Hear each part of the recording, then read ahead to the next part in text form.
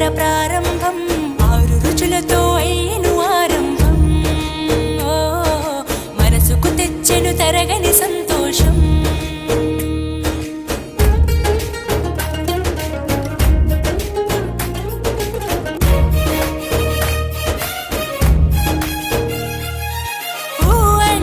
నక్షత్రం గా అంటే ఒక గమనం